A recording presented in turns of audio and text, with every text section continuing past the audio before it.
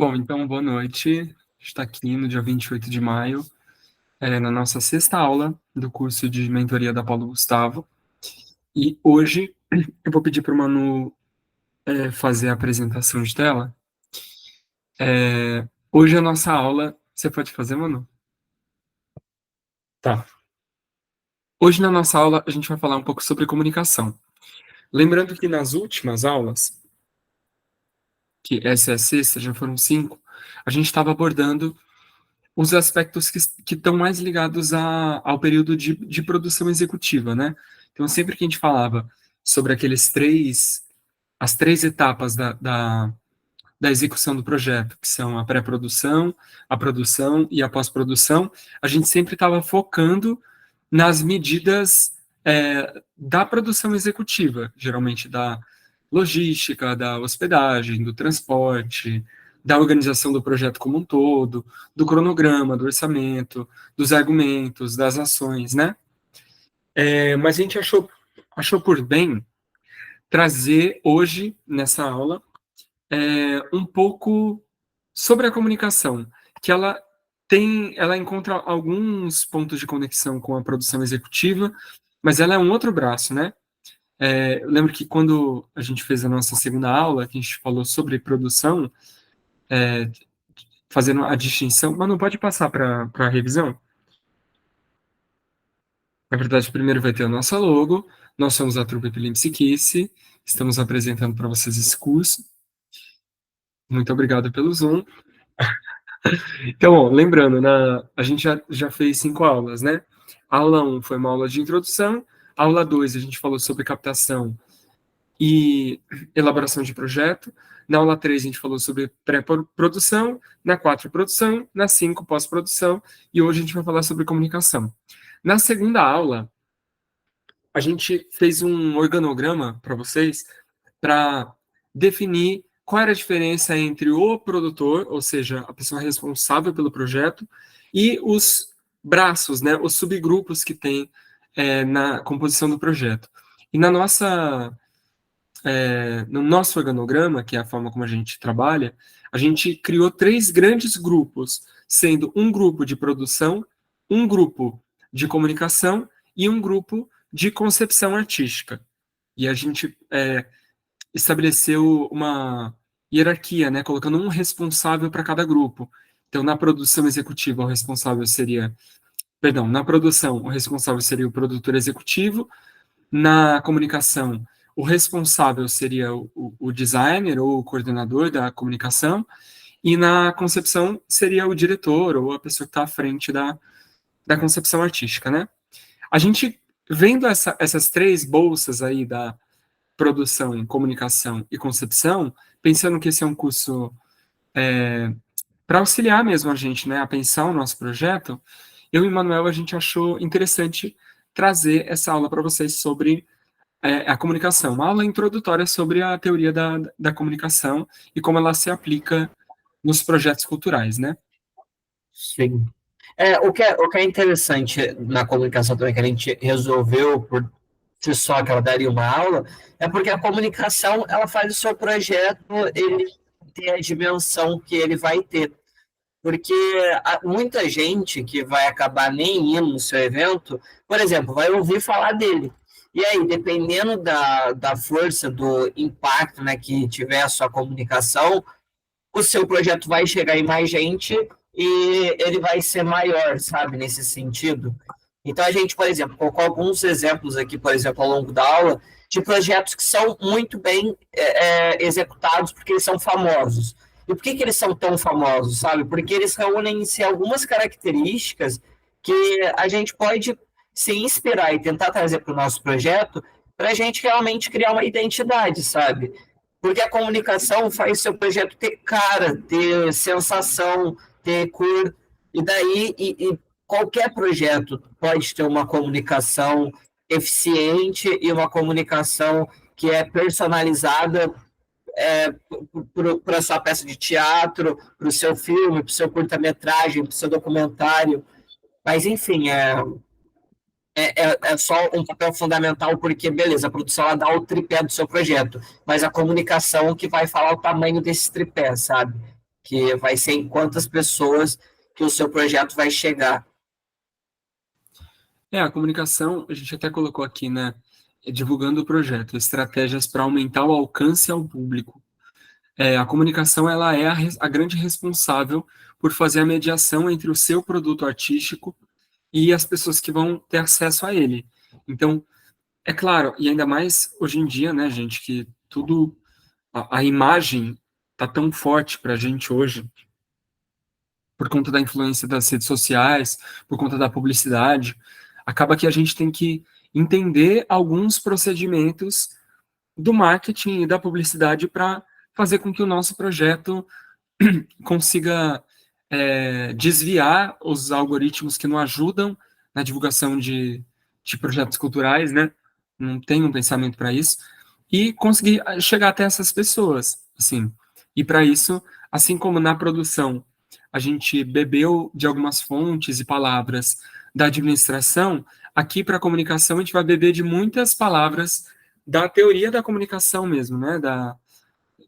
Quem faz curso de como comunicador visual ou publicidade e propaganda ou faz curso de design se vai ver várias palavras que essas pessoas estão acostumadas a ouvir nos cursos delas aqui, né? É, a ciência, o começo é um pouco mais denso, mas depois a gente chega nesses exemplos, e eu acho que é muito. Quando a gente estava elaborando a aula, a gente pensou que seria importante colocar essa parte teórica para a gente começar a sair desse lugar de quem é vítima, sabe? De quem está sendo. Não é vítima a palavra certa, mas de quem tá recebendo essa comunicação, sabe, vindo dessas marcas, e quem está sendo influenciado, para a gente entender quais são essas cortinas, né? O que faz a comunicação ser eficiente e uma marca chegar tão forte para a gente não desconfia que existe um marqueteiro ali por trás, sabe? Porque funciona, e funciona tão bem que parece orgânico. Parece que é social, sempre fez parte.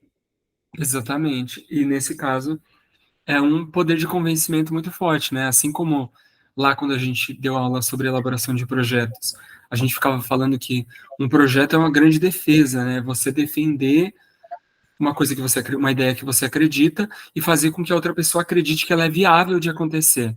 Nesse caso, a pessoa responsável pela comunicação, ela vai fazer uma coisa bem parecida, de defender um argumento. Ou seja, a empresa quer essa cara, ela quer essas características. Como é que eu vou imprimir essas características em um logotipo ou em uma postagem?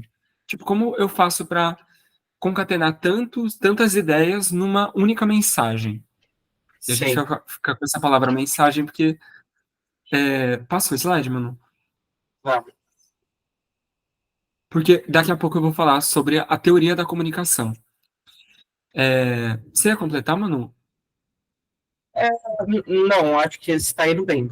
Pode, Fechou. Quer ler esse? Aí eu pego depois. pode ser.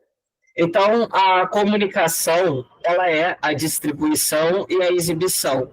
Ou seja, são as estratégias para a distribuição do projeto nas mídias, seja em plataformas digitais, exibições físicas ou festivais.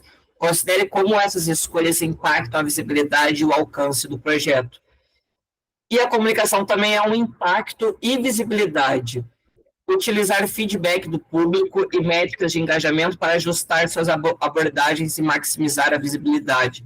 Assegurar que o projeto atinja seu potencial máximo de alcance. Justamente sobre isso, quando a gente atinge uma bolha, principalmente hoje em dia, a gente consegue replicar o pensamento dessa pessoa em todas as pessoas que são parecidas com ela por causa das redes sociais. Os anúncios, eles são direcionados à bolha, né? Então, são páginas que a Isa curte, vai ter uma amiga da Isa que curte aquela mesma cantora. Então, as duas têm uma tendência a comprar o Gloss X. Então, com isso, a gente consegue criar um algoritmo dos gostos, né? Então, a gente pode, sim, aumentar essa visibilidade, esse impacto ao máximo, usando as ferramentas do que já existe, né? Exato. Bom, essa teoria básica da comunicação a gente sempre vê em escola, mas a gente sempre se esquece quando cresce e fica achando que as coisas é, a gente fica na ingenuidade, né, de pensar que as coisas são assim mesmo, como elas são, que não tem um pensamento de convencimento por trás, né, e tal. E essa teoria, ela elucida muito como a gente vive mesmo, como a gente se comunica, né, em sociedade. Então, é um esquema simples, na verdade, que tem um emissor que quer enviar uma mensagem por meio de um canal para um receptor. Esse é o sistema da comunicação. O emissor é aquele que quer emitir a mensagem, né? É quem quer ser ouvido, quem tem o que dizer. O receptor é aquele a quem você destina a sua mensagem. Aí, nesse caso, para complexificar ainda mais essa teoria, a mensagem ela sempre vai ter como guia um referente. Um referente a um assunto. Então, vamos supor, vamos dar um exemplo. Vou explicar o código também e depois eu dou um exemplo. Para a mensagem chegar até o receptor, ela tem esse caminho, que é o referente. Um assunto, um tema, um, um objeto, né? E para a mensagem chegar até o receptor, ela também tem que passar por um canal, seja a linguagem oral, seja o rádio, seja a TV, seja um livro, seja uma imagem. E o código vai ser o que constitui esse canal. Então, nesse caso, o rádio ele é constituído por um código verbal. A imagem é constituída por um código visual. Às vezes, a sua mensagem a gente está falando de sentidos aqui, né? Os códigos são tão diretamente ligados aos sentidos. Vamos dar um exemplo, assim, por exemplo, eu agora, com vocês.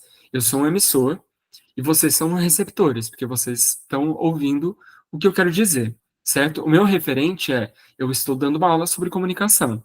Então, o que norteia a minha mensagem, que é tudo isso que vocês vão ver hoje, é esse assunto, que é a comunicação. O canal, hoje, para a gente poder se comunicar, é o Google Meet. A gente está numa reunião online, correto? E o código, eu estou usando de alguns códigos para conseguir oferecer essa aula para vocês. Tanto o código verbal, porque eu estou falando, quanto o código visual, porque vocês têm um material de apoio que vocês estão acompanhando aí, né? Os slides. Basicamente, a teoria da comunicação ela funciona assim. Parece simples e às vezes parece muito cabeçudo, né? Essa coisa de referente, código, canal, mensagem. Mas a gente faz isso o tempo todo na nossa vida. É que isso é só um jeito de criar um organograma para entender como a gente se comunica. Porque, por exemplo, vamos pensar em um bebê. Um bebê que chora porque está com fome. Simples. Vamos pensar nessa coisa aí. Então, o emissor é o bebê, o receptor é a mãe, o pai, quem está cuidando. A mensagem é tô com fome. O referente é fome. O canal é o grito e o código é a sonoridade, é a vocalidade. Por exemplo, tudo tem, tudo dá para encaixar, toda informação tem como encaixar nesse. E o que é mais interessante aqui nesse organograma é que tem ainda uma flecha que vai do receptor ao emissor, que é uma flecha de feedback. Porque sempre acontece à medida em que eu estou me relacionando com o outro, o que o outro responde para mim influencia na minha própria mensagem. Então esse ciclo fica fechado, né? É, Pode passar, Manu, por favor? A gente está falando sobre a teoria da comunicação, e aí eu queria juntar essa teoria com um campo de estudo, uma ciência chamada semiologia. Esses dois esquemas, tanto da teoria da comunicação quanto da semiologia, vão ser nortes para a gente analisar tudo que a gente for analisar daqui para frente da comunicação. Porque a gente sempre está pensando que tem uma pessoa que quer comunicar algo para outra pessoa, por algum canal, por algum meio, certo? Agora, quando a gente é comunicado, a gente não pensa que a pessoa que está comunicando tem um ponto de vista. Ela escolhe coisas para a gente. A gente fica achando que a gente está lendo ingenuamente o que está sendo, o que a gente está vendo, mas na verdade não, né? Existem ciências por trás disso, ciências de comunicação. Nesse caso, a ciência que eu vou falar com vocês é a semiologia, que é a ciência dos signos, né? Que são ferramentas que potencializam mesmo a noção que a gente tem de como transmitir uma mensagem para uma outra pessoa, né? Então, a semiologia. Eu usei para essa explanação um livro que se chama Uma Introdução à Semiótica Persiana, de duas escritoras, a Desirê Pascoal de Mello e a Denise Pascoal de Mello.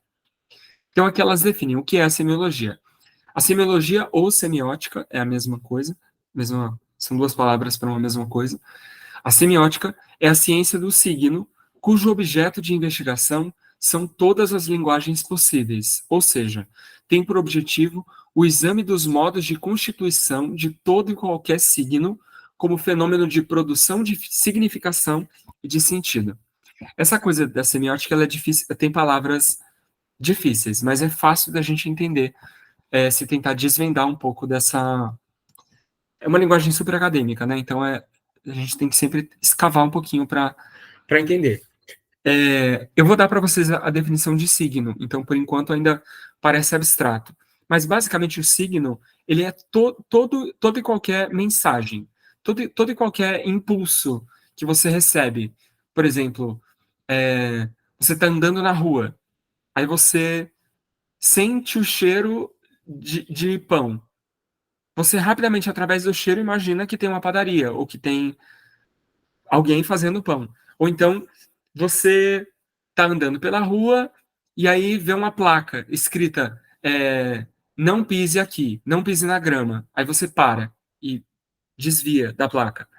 São coisas que a gente cria para significar outras coisas para a gente mesmo, que são estratégias que nós, como seres humanos, acabamos desenvolvendo através da linguagem para conseguir se relacionar, né?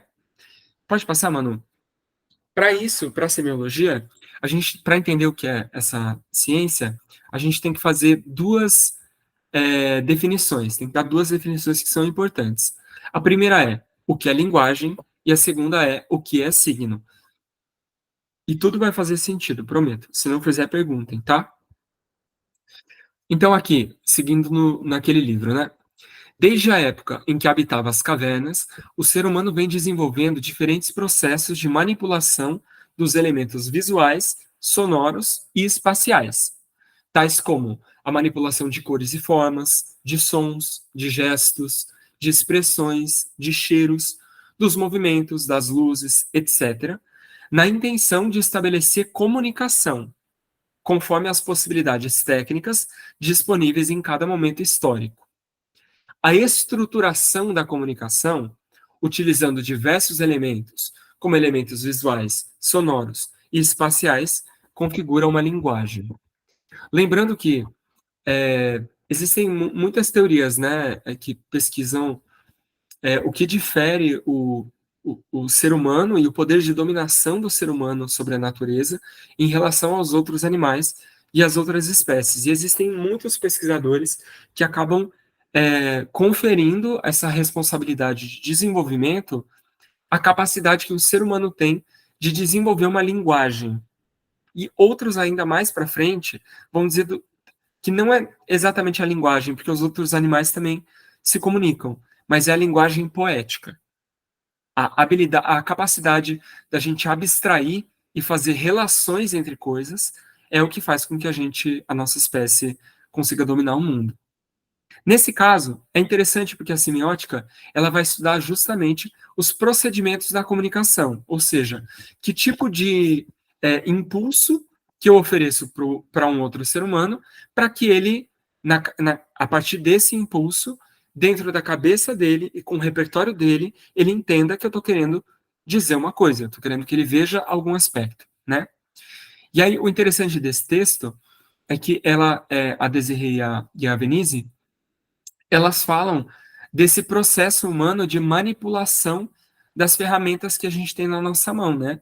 Então, no livro, inclusive é bem bom esse livro, elas falam, tipo, vão desde a pintura rupestre, por exemplo, que é uma forma de você se comunicar por meio de uma grafia, né, uma coisa visual, passando pela concepção das moedas, passando pela concepção de roupas, tipo, cada vez elaborando roupas diferentes para significar coisas diferentes.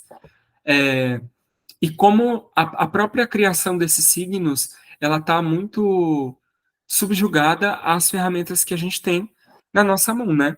Então, hoje em dia, por exemplo, que está super em alta, está super acontecendo, essas ferramentas de inteligência artificial, certamente vai impactar muito, já está impactando, né? Na forma como a gente consegue construir esses signos, ou seja, esses impulsos, para que as outras pessoas possam inferir coisas. E, nesse caso, a pessoa que está querendo emitir a mensagem, para que ela possa emitir utilizando essa ferramenta, né, da inteligência artificial. É muito doido que agora, enquanto você estava explicando, os nossos exemplos sempre foram pautados aqui tendo como referência eventos ou espaços famosos, mas realmente também isso que forma uma nação, né? O Brasil, ele tem uma bandeira, ele tem cores na sua bandeira, tem uniformes militares, a gente tem uma música, sabe? Tem palavras ali para cada que identifica que a gente é brasileiro, mas sempre são coisas reforçando uma identidade que te coloca dentro de um clube, sabe? E esse clube, enfim, faz você ser parte de um grupo, né? E esse grupo que constitui esse conjunto de signos, né? É muito doido pensar nisso. Eu estava pensando, por exemplo, em comparação também, por exemplo, com um sistema nazista, por exemplo, sabe? Como que existe uma bandeira forte, um símbolo forte, e como que isso é disseminado até hoje, sabe? E o trabalho para combater isso é tão grande, porque existe um símbolo que você consegue associar uma ideia de uma forma muito simplificada. Te remete àquele tempo, àquela figura, e como que isso é perigoso, como que isso é potente, né? Exatamente. E nesse caso, bom, a comunicação ela é uma ferramenta social, né? Tipo, a gente conversa, a gente conta fofoca, a gente briga, a gente se ama, a gente está o tempo todo querendo comunicar coisas uns para os outros.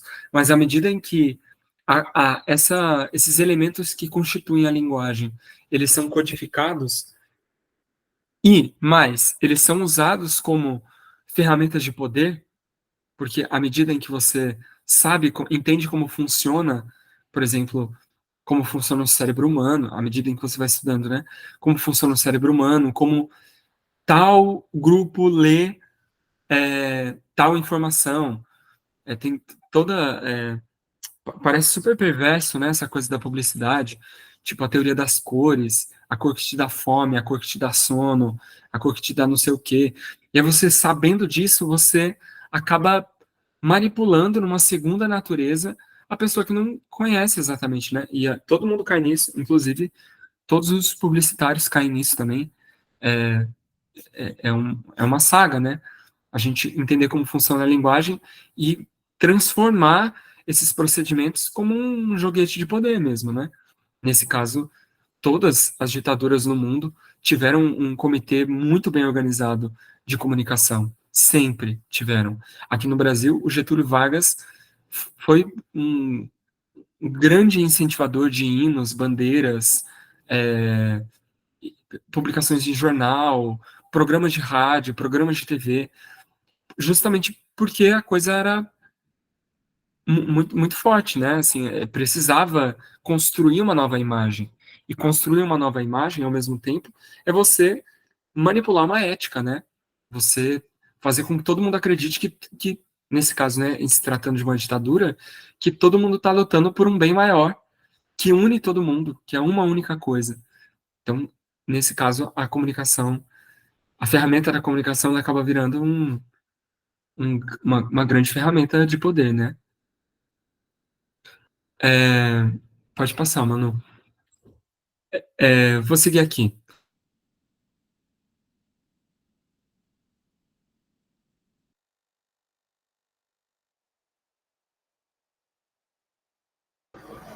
Oi, o Gabriel caiu ou fui eu que caí? Alô, alô? Oi, Gabriel. Foi o Gabriel. Em São Paulo eu sei que estava tendo alguns apagões. Não sei se ele voltou agora, deu uma pequena mexidinha. Acho que Gabriel deu, né? voltou? Oi, oi, oi. Voltou. Tô aqui. Oi. Deu uma instabilidade de sinal aqui. É, Vocês estão me ouvindo? Agora Voltou, né? sim.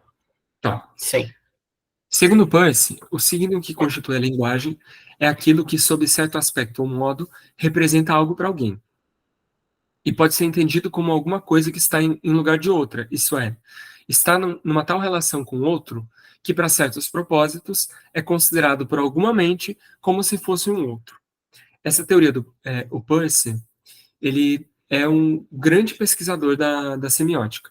Então, os livros mais elaborados que tem sobre a semiologia são da teoria do Peirce.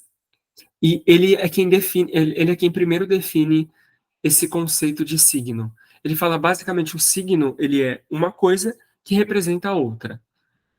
Tudo. Isso é o que resume o que é um signo. Então, por exemplo, o cheiro de pão representa a padaria.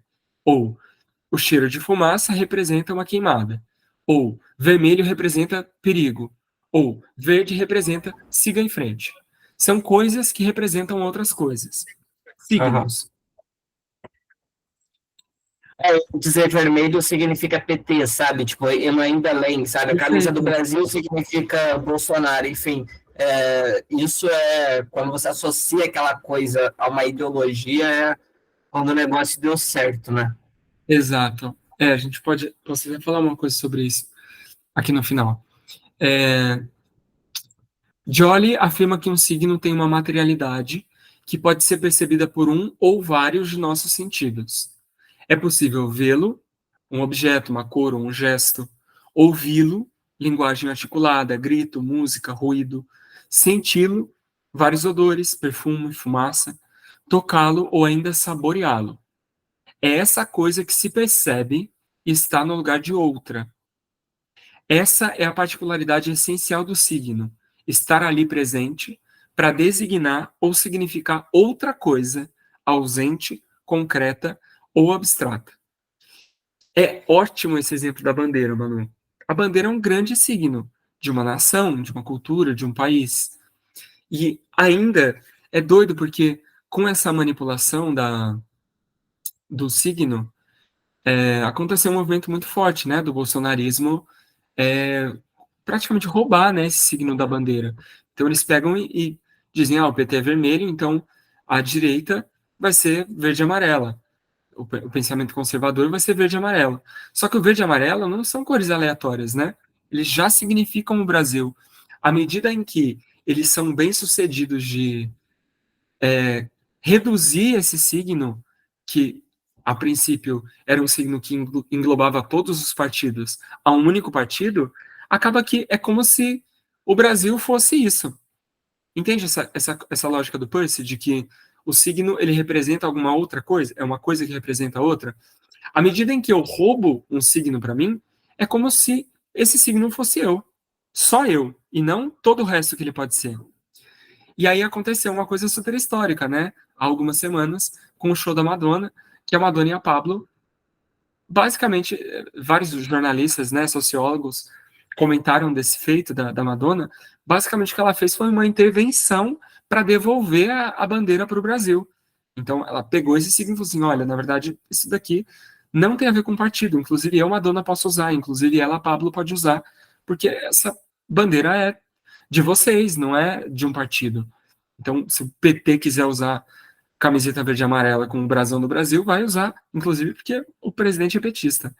Enfim, esse é um exemplo, né, de um signo que foi reduzido, teve o seu significado reduzido a um, a um único significante, e aí vem um emissor, nesse caso a Madonna, e através de uma mensagem para um receptor, que somos nós brasileiros, acaba fazendo uma intervenção nesse signo mesmo, explodindo de novo o tanto de significantes que ele pode ter, né? Sim. A camisa é verde, amarela, de futebol, a gente é o país do futebol, né?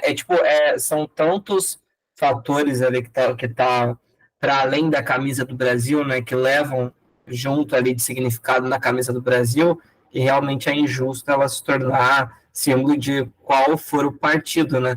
E por isso que é interessante, né? Para além de justiça, ser justo ou não, mas como é interessante esse movimento, né? De um partido tentar tornar isso um símbolo de manifestação e etc., enquanto o outro lado vem colocando no palco, né? Justamente na Pablo, que é uma figura que eles afastam da Detesto. repudiação, detestam. Muito Exato. legal, muito legal. É um ótimo exemplo. Aí aqui seguindo, tem um texto de Joly que fala também sobre essa questão do signo, que é bem interessante.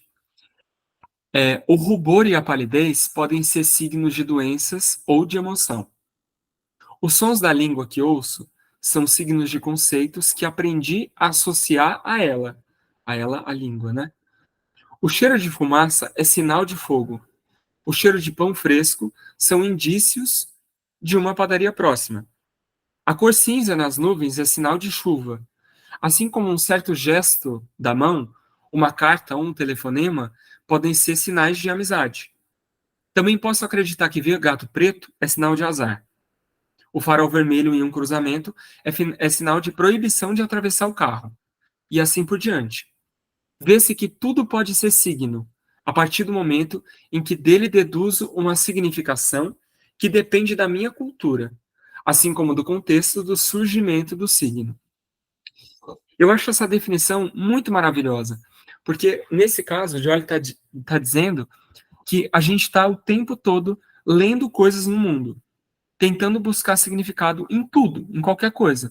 Então, por exemplo, quantas vezes já não aconteceu com vocês de tá em casa, você escuta um som que você não consegue identificar e você vai até a janela para ver o que é?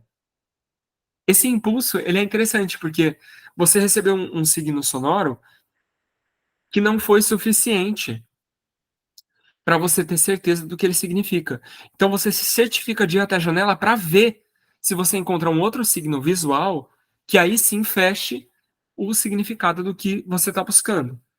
O tempo todo, o fato é, o tempo todo a gente está buscando sentido nas coisas.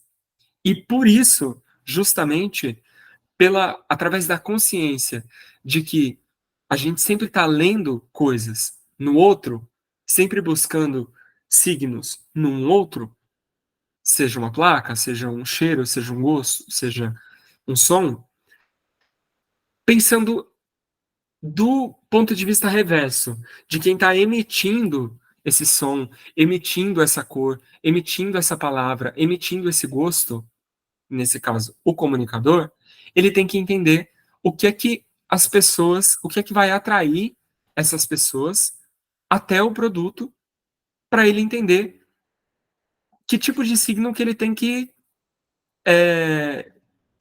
despertar nas pessoas, né? Disparar é a palavra. É como se fosse uma antena, uma antena de rádio, sei lá, o próprio algoritmo funciona assim também, né? Como se fosse uma antena que emite alguns sinais, algumas frequências. E essas frequências só conseguem ser ouvidas por X espécies, sei lá, tais seres humanos.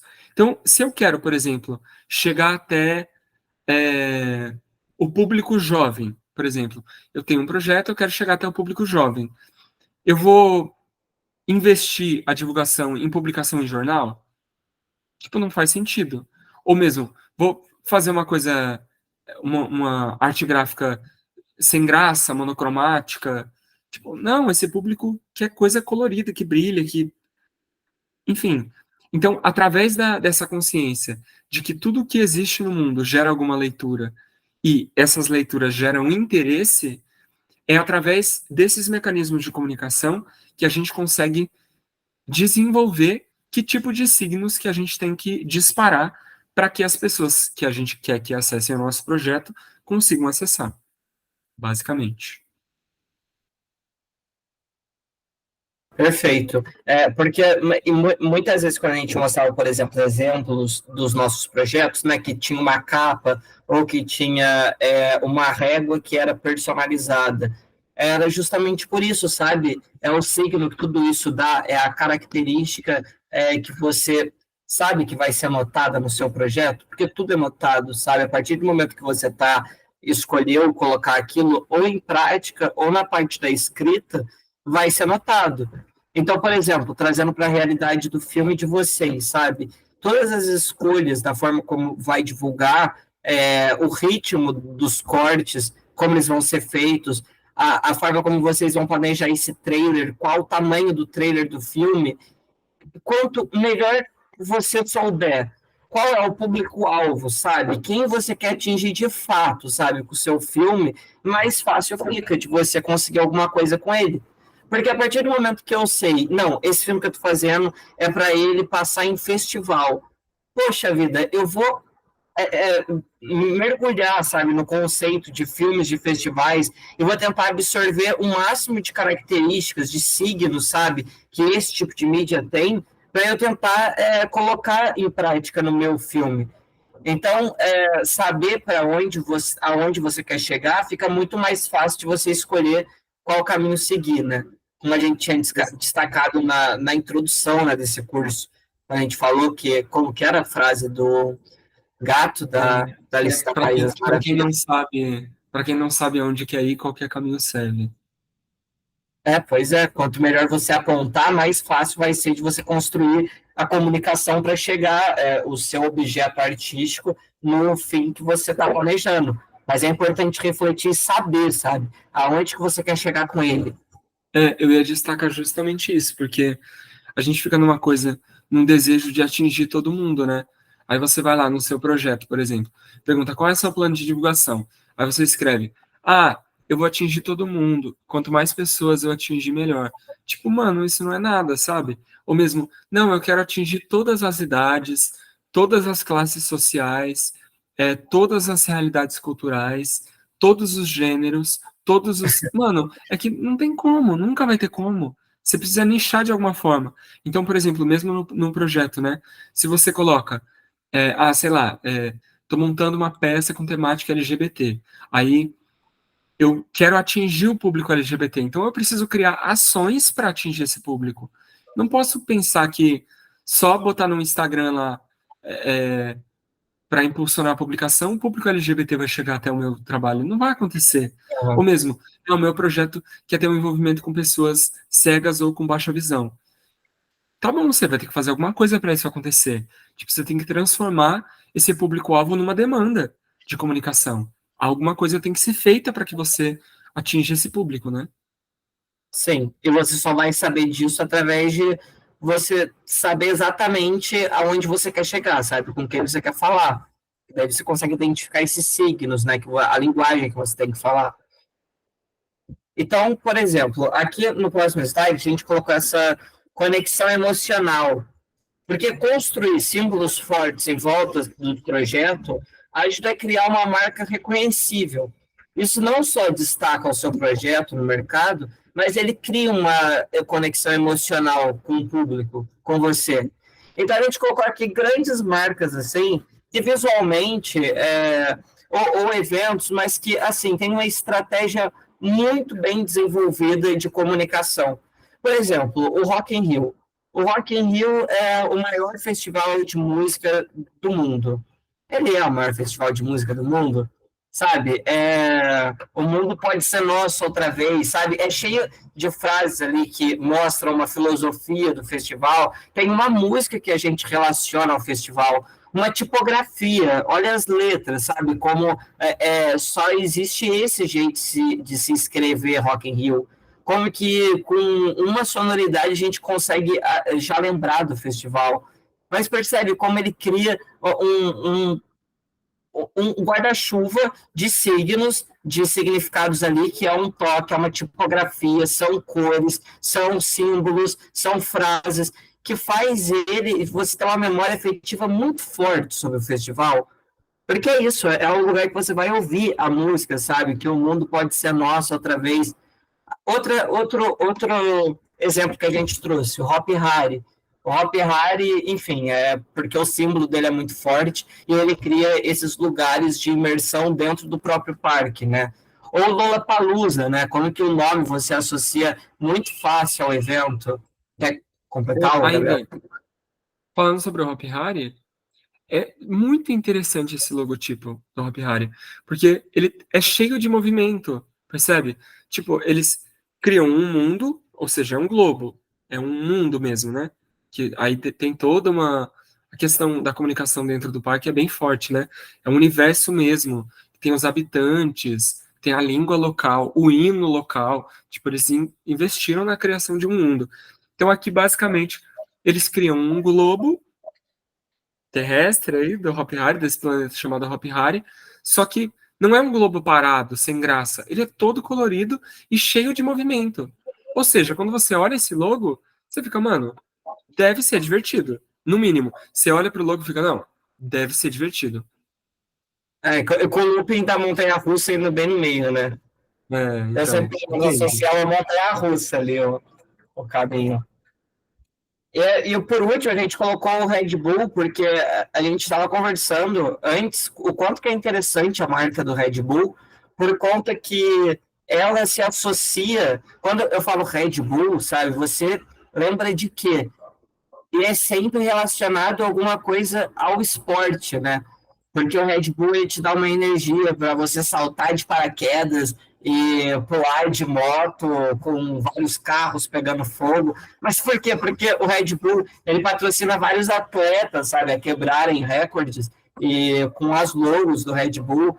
E o Red Bull, ao mesmo tempo, ele patrocina dois times de futebol no Brasil, sabe? E é um time melhor e um outro que ele é menos bom. E daí, quando o atleta tá melhor aqui, ele é jogado pro time da Série A. E percebe, ele sempre está nesse movimento no esporte, porque quando a Red Bull joga, a Globo tem que falar a marca Red Bull várias vezes, sem ele necessariamente estar pagando patrocínio na Globo, porque ele está financiando o time.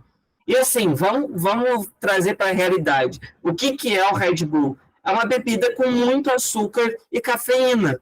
É o ideal para esporte? Não, tomar café pode ser, sabe? Tem atleta, pô, você toma um pré-treino, é a base de cafeína. Mas esse tanto de açúcar, não faz sentido. Mas ele criou uma ligação emocional e tantos signos que, assim, o Red Bull é esporte, o Red Bull é vitória, sabe? É você ser o cara descolado, é a bebida mais cara. O energético é uma bebida muito barata de se fazer. E ela é vendida um pouco mais caro, justamente porque ele está reconhecendo qual público ele quer atingir. Ele quer o público que vai gastar mais de R$ 10 na latinha, sabe? O energético, você acha garrafa de 2 litros por R$ 3. E os ingredientes deles não são tão diferentes. Mas realmente o Red Bull ele prefere deixar um padrão mais alto para delimitar o público, sabe? Não, quem toma Red Bull é vencedora. É essa galera que... O Rock in Rio, ele não precisa baixar o preço do ingresso, porque a galera tem os ingressos, eles esgotam, sabe? O potencial máximo de público já está sendo atingido, a comunicação já está sendo eficaz. Então é interessante, quando a gente pega esses exemplos de marcas que já dominaram o mundo, né, vamos dizer assim, elas já são muito bem reconhecidas e consegue perceber esses vários sinais que estão dentro dela. O Red Bull ainda tem o comercial de televisão, né? O Red Bull te dá essas, sabe, tem um desenho, tem um traço de desenho. Pelo amor de Deus, sabe, são tantos traços assim, de mídia que sempre chamam a atenção para a mesma coisa, né? Está criando símbolos fortes e eu estou criando uma ligação emocional. A gente é ser humano, a gente gosta de ouvir historinha. E a gente se apaixona por história, né, o tempo todo.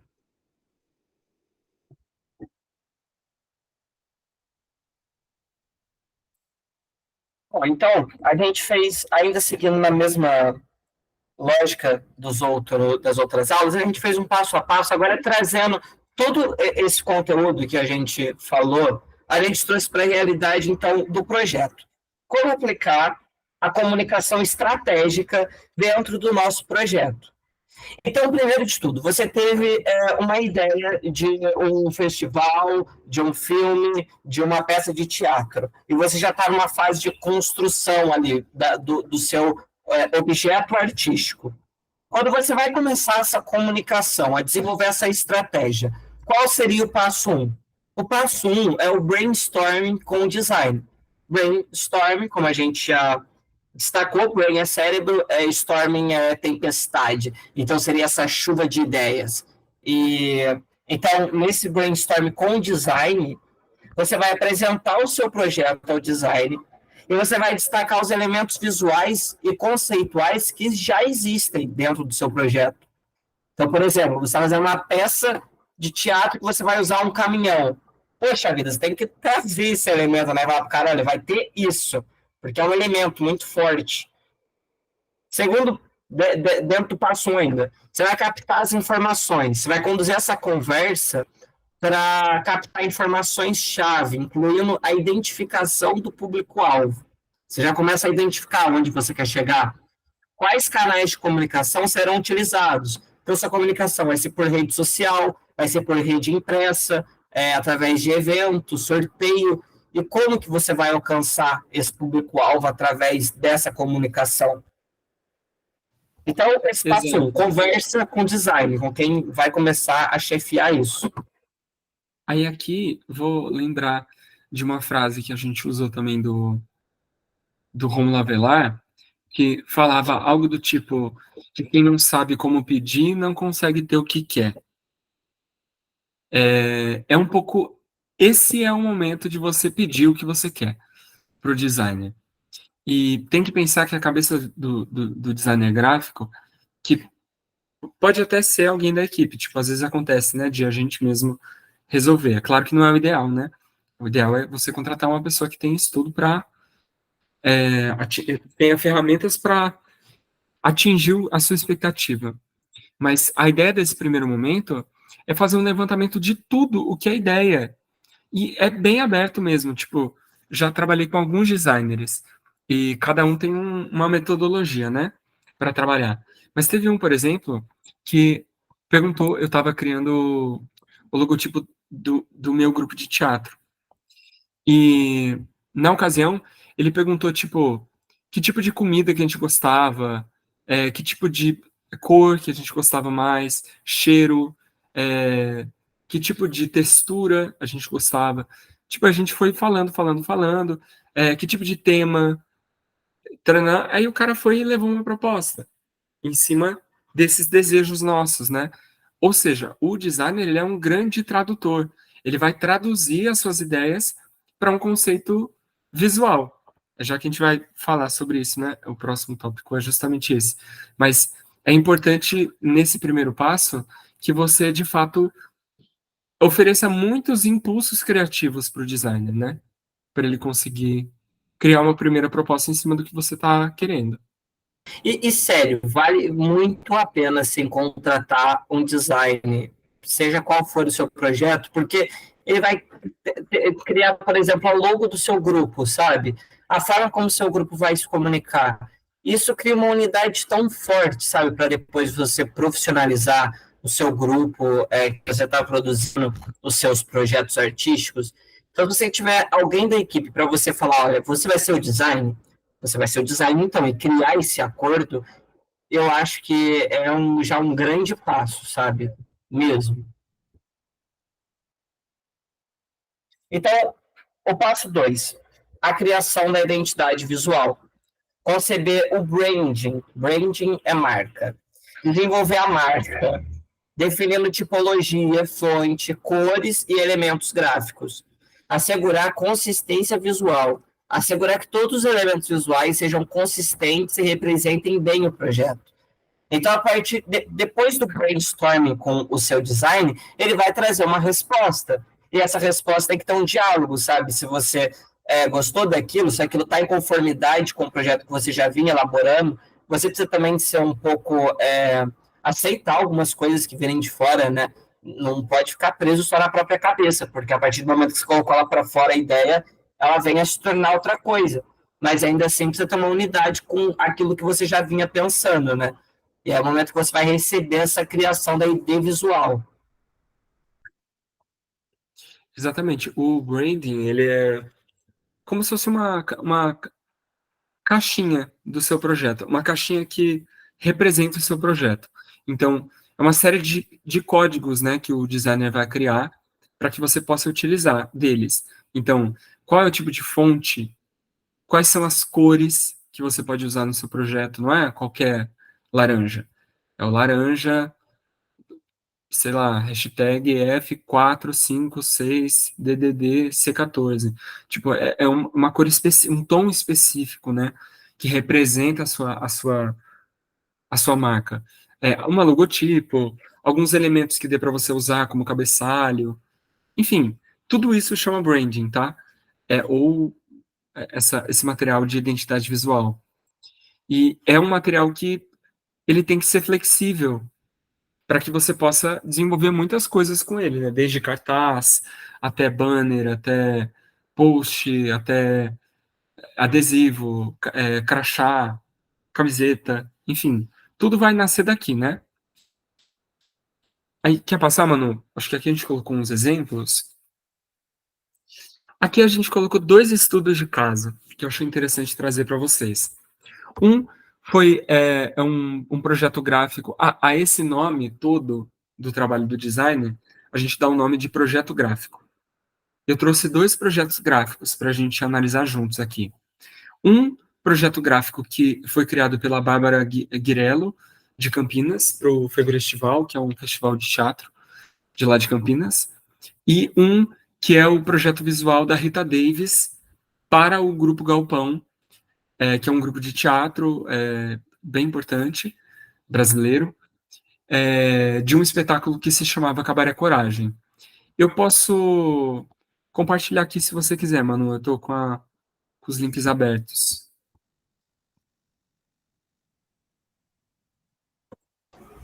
Pode ser. Eu vou compartilhar aqui. Esse do Fevereiro Estival, eu tenho quase certeza que ela fez no Canva. Alguns Eu acho que elementos aqui não. eu estou reconhecendo no Canva. Não? Não, eu acho que não, porque a Babi usa muito o Photoshop. Mas é porque são elementos populares, né? Assim, é tudo super pop. Sim. As fontes também são. Bom, ó, o que eu achei interessante de trazer esse material para vocês é que tem uma explicação da Babi, do conceito dela. Então, ó, esse é o logotipo do Feverestival. E aí é interessante como você vai percebendo, né, como funciona a cabeça do designer e como ele tem que traduzir desejos da equipe de concepção. Então, por exemplo, aqui, ó, é o 18º Feverestival. Aí ela pegou o 8 e colocou um símbolo do infinito. Uma forma sem começo ou fim, cíclico. Se transforma, se reinventa e em algum momento volta a ser como ainda era, ainda que diferente. Então, olha, ela conseguiu inserir um símbolo do infinito, né? Aí aqui, logo formado por letras de diversas fontes e estilos, representando os diferentes formatos que o festival já teve e ainda terá. Então dá para ver, né, que de fato parece que cada letra tem uma tipografia, uma fonte. Aí aqui, ó, fontes com ar retrô dos anos 60 e 70 trazem a ideia da retomada e ressignificação dos momentos passados. E por fim, sol, calor, verão, fevereiro, que ela trouxe aqui através desse símbolo solar, né?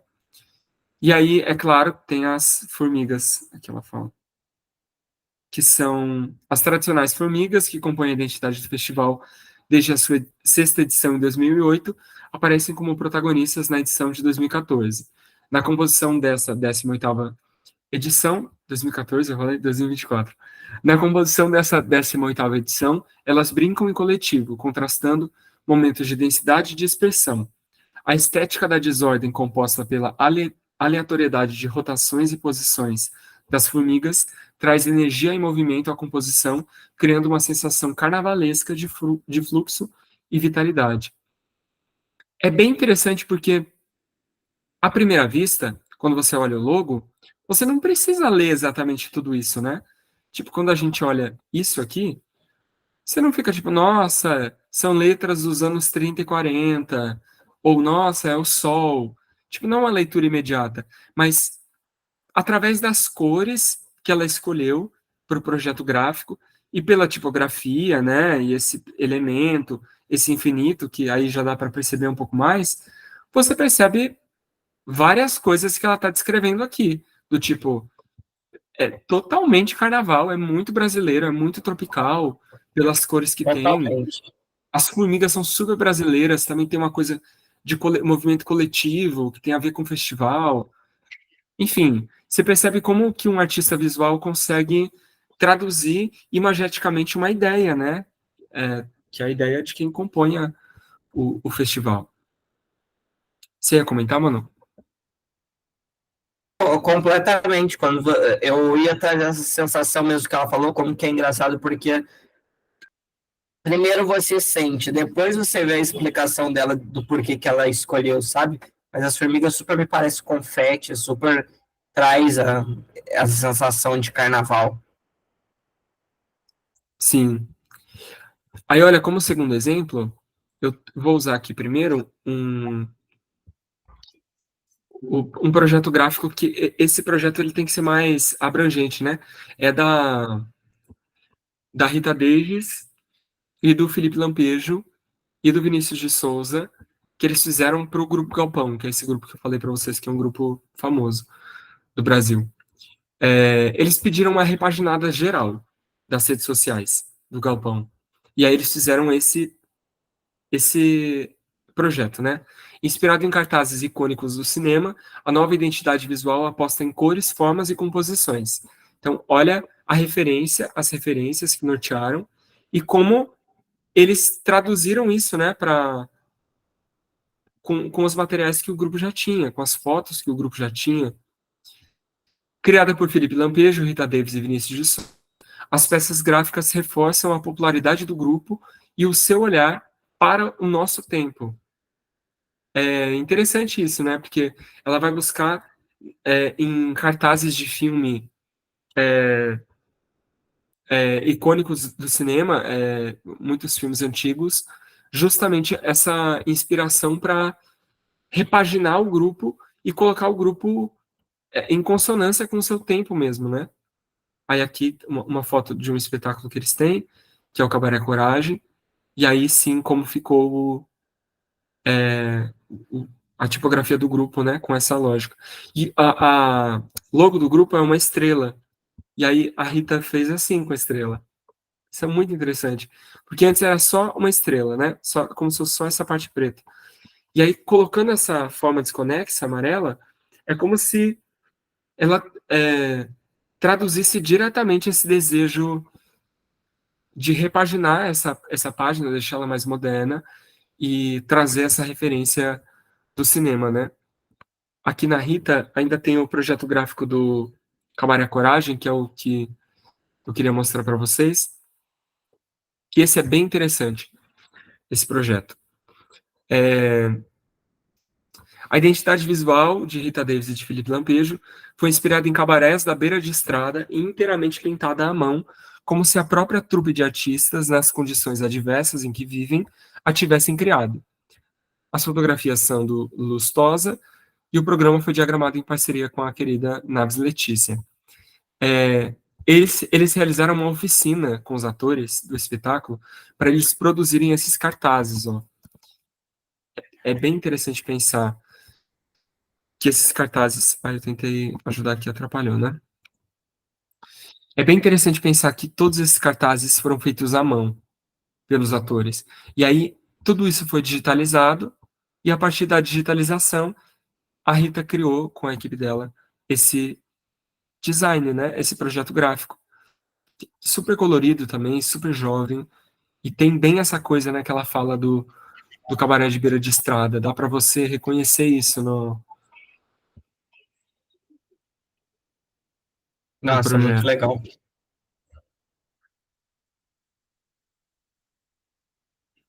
Aqui, daqui é o programa deles.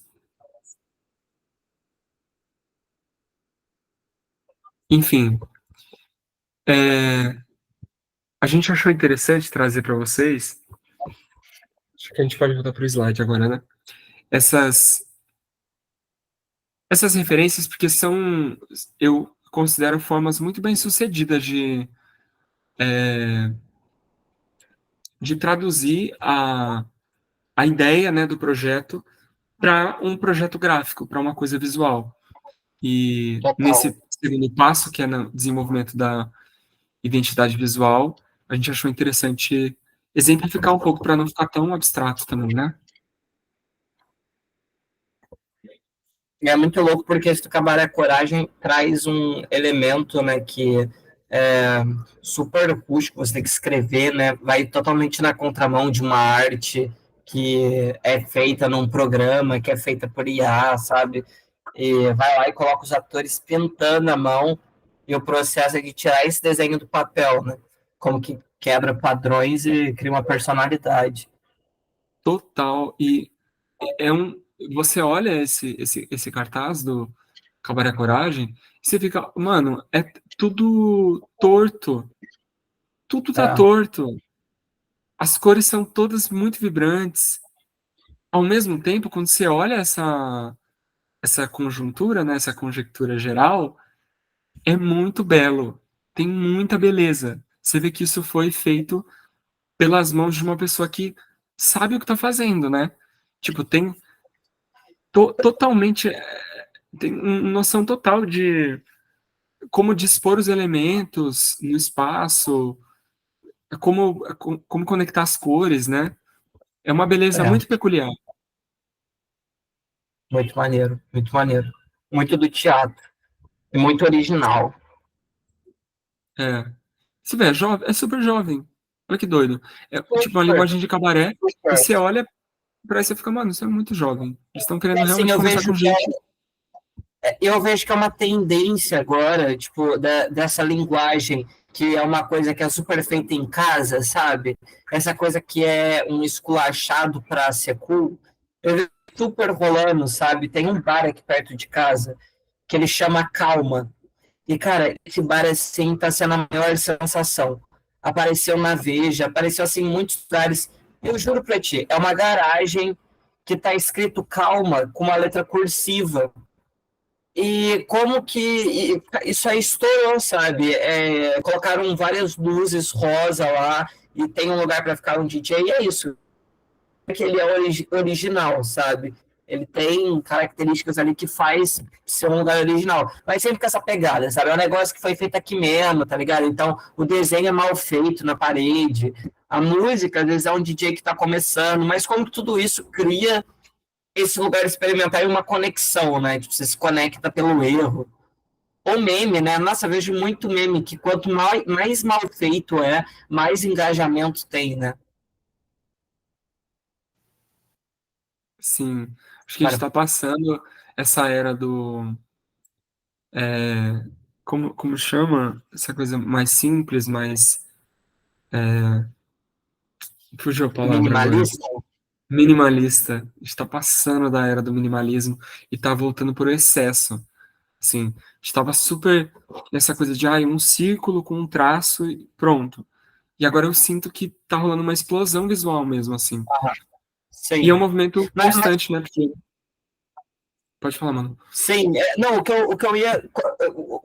Na minha visão também, o que está acontecendo é que parece que a gente teve tanto domínio sobre a técnica, sabe? Que agora o grande barato é o visual que foge à técnica, sabe? Que ele é uma letra que parece que foi feito no Paint, sabe? E aí que parece que é maneiro. Mas é proposital, sabe? Propositadamente simples, propositadamente errado. Isso tem uma ligação jovem, eu tenho a impressão que muito forte. Total, total. Bom, vamos seguir aqui, a gente vai. Bom, então, o passo 3 é o briefing da comunicação. Então, na pré-produção, você levanta as demandas de materiais gráficos para impressão e rede social, e na pré-produção você também define quais redes sociais serão utilizadas, os formatos dos materiais e os prazos para entrega. Então, assim, depois do cara te dar a identidade visual, você vai é isso, você vai pedir para ele e você vai saber, enquanto produtor, enquanto produtora, os materiais que você vai querer e por que você vai querer.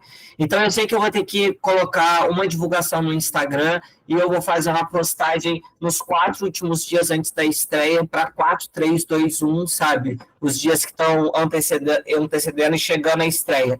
Além disso, eu vou fazer uma postagem por dia da apresentação. Sei lá, você vai pensar nessas demandas e vai passar para ele. Por quê? Porque quem está fazendo a ID visual, ele provavelmente ele não vai te dar as postagens já prontas, mas ele vai te dar os elementos para que você possa jogar isso. O passo seguinte seria a contratação de social media. Então, seria para quem vai fazer sua social media ou para você mesmo jogar no seu Canva, no seu Photoshop, mas você montar essas postagens, sabe? Então, seriam esses elementos, a criação desses elementos-chave, sabe? Esses elementos, essas imagens que você vai brincar de colagem para você fazer todas as suas postagens seguintes. E, além disso, claro, demanda de material gráfico que você vai mandar imprimir, cartazes, etc. Diz aí, Bel. Aqui nesse passo, a gente inseriu essa palavra, briefing. O significado dela é uma listagem de informações, é um detalhamento, o significado de briefing, né? Geralmente, esse briefing, ele é tipo um checklist, assim, de tudo que tem que ser feito com os prazos, né? A partir disso, a pessoa que está cuidando da comunicação, ela vai criar um cronograma da comunicação. Então, por exemplo, se o evento vai iniciar, vamos supor que estou fazendo a produção de um espetáculo de teatro, ele vai estrear daqui 2 meses, e eu quero começar a minha campanha de divulgação com 1 mês de antecedência. Então, eu preciso garantir que, por exemplo, o primeiro material de postagem esteja pronto com 1 mês de antecedência. Para isso, eu preciso criar, junto com a equipe de comunicação, um cronograma que tenha tudo o que eles têm que fazer com os prazos, né, para que eu não atrase a minha campanha de divulgação. Então, essa fase é fundamental, porque é basicamente uma reunião de produção para a comunicação, né, de planejamento da comunicação.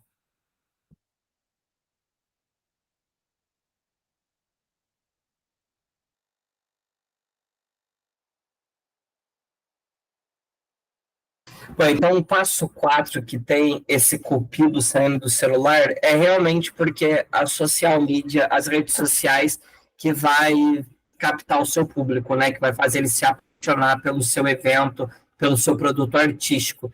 Então, a contratação de social media, que seria essa figura que vai estar gerenciando as redes sociais.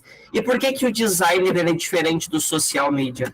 Porque o designer, por exemplo, a gente voltando no exemplo do galpão, que a gente tinha elaborado aqui. O design, ele, por exemplo, poderia ser a pessoa que fez o pôster, sabe, do cabaré. Então, ela criou os elementos gráficos, ela criou o programa do espetáculo, ela pode ter criado algum visual na carta ao patrocinador daquele espetáculo, sabe? Mas ela criou todo o material referente àquele espetáculo.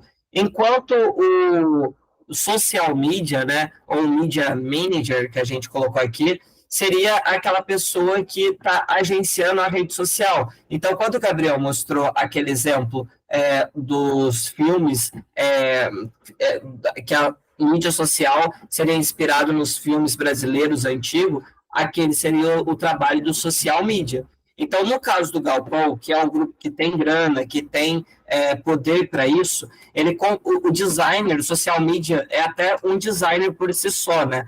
Porque ele cria esse design da página geral. Mas, no caso do seu projeto, o importante quando... Isso, muito bem. O importante quando você vai contratar para o seu projeto alguém para cuidar das redes sociais, pode ser que seja para replicar o design que o seu designer já fez. E daí, de repente, ele mandou esses elementos para o seu social media e ele vai montando materiais de divulgação. Mas, assim, a rede social ativa, é um sinal de sucesso para o seu projeto, sabe? É muito importante um projeto que, desde a pré-produção até na pós-produção, ele continuou produzindo materiais. Exato. Aqui tem um exemplo, ó.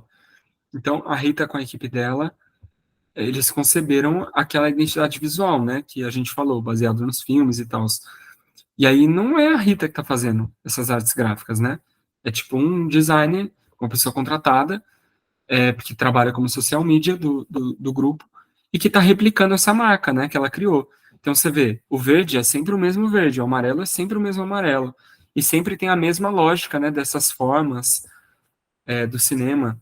E aí, tendo um projeto gráfico flexível, tá vendo? É possível você replicar uma mesma coisa, uma mesma ideia, só que de muitas formas, né? E aí, claro, né, tem toda uma logística de postagem de fotos e tal. Aí aqui, por exemplo, já é o projeto gráfico do Cabaré Coragem, percebe? Porque é o espetáculo, né? Porque é a divulgação do espetáculo. Aí quando é oficina, volta pro... curiosidade de cenário. Aqui é sessão do espetáculo. Tipo, eles ficam brincando, né, com os projetos gráficos que o grupo tem, prezando pela comunicação mesmo, assim, né, pela boa comunicação dos projetos que eles estão realizando.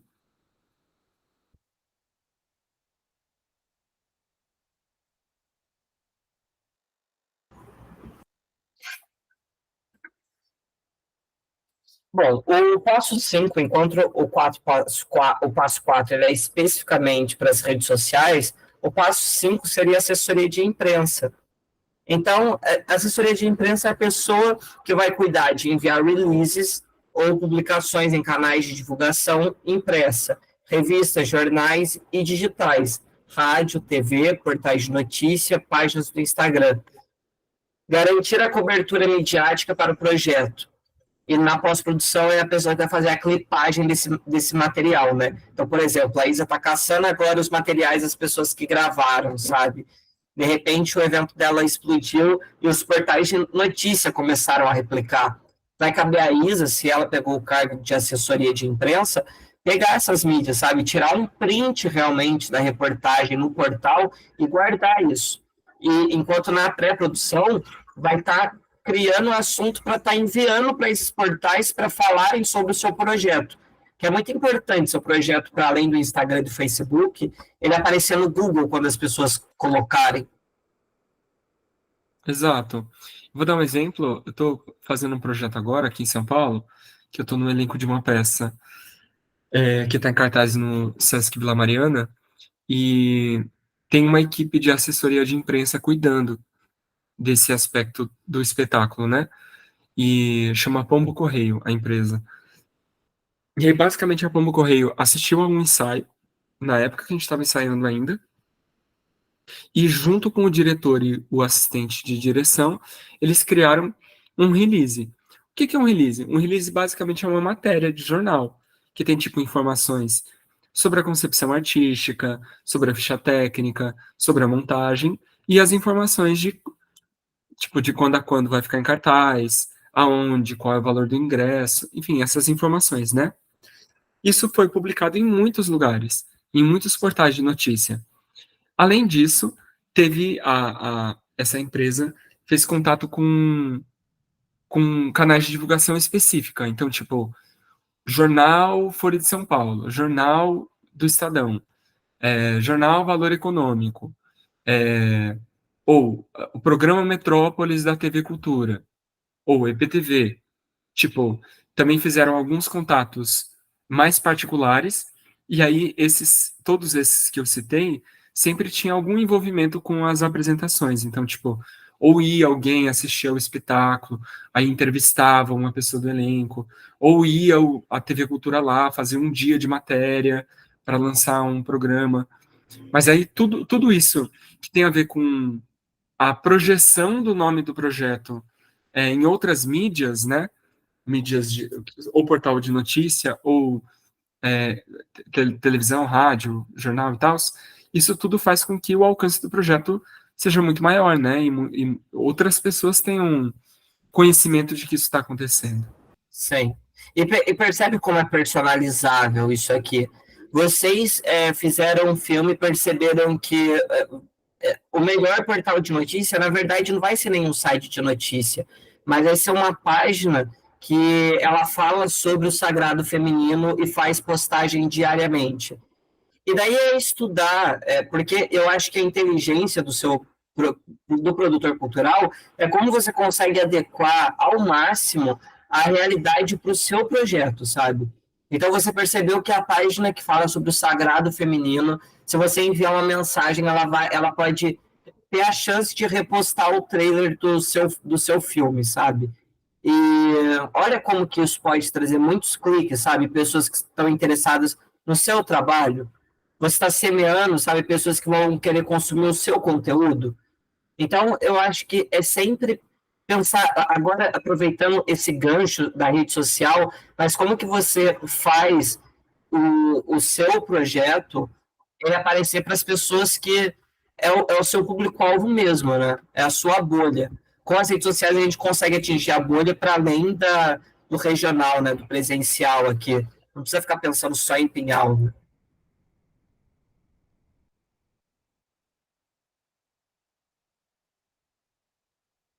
Nossa, adorei essa câmera, mano. Desculpa. Essa câmera é a cota LGBT que tem de stickers do câmera. Tem uma câmera bem bonitinha de Barbie. Aí, ó. Seguindo o que a Ó, Isa. Isadora, isso daqui É, vai para você. Esse pois é. passo 7. Obrigada, gente. Pois é. A gente já pegou tanto nisso também, assim, em projetos particulares, que a gente pagava para um registro do evento, mas depois ou a gente não tinha passado a ideia direito para o cara que ia fotografar, para o cara que ia registrar, ou a gente não investiu da maneira certa, sabe? Investiu dinheiro, mas não investiu da maneira certa para estar filmando o evento. Enfim, a gente já conversou sobre isso em outros eventos. Mas o quanto que tem um registro bem feito do seu projeto, às vezes você pode capitalizar o próprio registro, sabe? Você acha alguma forma de monetizar isso. É, enfim, ou você usa como referencial do seu próprio trabalho, mas é importante ter o registro do seu trabalho. Então, a contratação de profissionais de registro, foto e vídeo. Pensar estrategicamente em registrar os pontos positivos do evento, a estrutura, a lotação, depoimentos do público, da equipe. Esse material será fundamental para a continuidade do seu projeto. Reunião dos materiais capturados e organização em pastas, isso na pós-produção. Mas, assim, essa captação de imagens, de vídeos, é fundamental, né? E esse segundo ponto ainda, que é pensar estrategicamente em registrar os pontos positivos do evento, também vai ter relação com a prestação de contas, que a gente falou na semana passada, né? Na fase de pós-produção. Porque, por exemplo, muitas vezes, principalmente nos projetos maiores, né? Principalmente Rouanet, a Rouanet é bem chata com a prestação de contas. O PROC também. Por exemplo, se você diz que você está oferecendo acessibilidade arquitetônica no seu evento, que é tipo rampa acessível, poltrona acessível. Geralmente na prestação de contas tem um campo para você colocar fotos de coisas. E eles pedem foto disso. Aí tem que, por exemplo, alguém tirar uma foto da rampa. Entendeu? Tipo, já para prestação da Paulo Gustavo aqui em Pinhal, a gente vai ter que anexar fotos do projeto. Então acaba virando também um documento de que o projeto foi realizado. Por isso a importância mesmo, né, de ter um bom registro do, da execução do projeto, do evento. E olha que satisfatório, né? Se você tiver a oportunidade de fazer o trabalho tão bem feito, que você pode registrar e fazer uma postagem especificamente sobre isso, sabe? Por exemplo, o quanto que isso pode ser gratificante para gerar conteúdo e gerar bons assuntos, né, em torno do que você está fazendo. Total.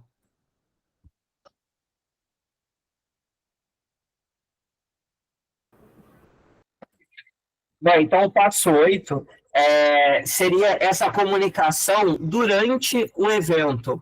E, novamente, a gente traz essa imagem, né, que hoje o que puxa as pessoas para dentro do seu evento é a comunicação através das mídias sociais, né, das nossas redes sociais. Então, é garantir uma comunicação ativa durante o evento, utilizando redes sociais para engajar o público em tempo real. Então, é uma história que você faz, né, as postagens, enquanto o evento tá acontecendo, considerar transmissões ao vivo, atualizações e interações com os participantes. E, nossa, tem uma travada na fala. Mas, por exemplo, eu já vi Um exemplo trabalhinho de. aí, né? Nossa, eu já vi evento que o fotógrafo, a própria câmera dele, mandava a foto via Bluetooth, sabe, para o celular de quem ela acabou de fotografar. E olha como que isso era maneiro, porque sempre a foto era naquelas paredes, sabe, que são impressas, que tem o logo do evento e a logo da marca. Então a marca pagou um fotógrafo e fez a imagem da marca dela ser replicada em quantos perfis, né? Muito barato para isso acontecer. Exato.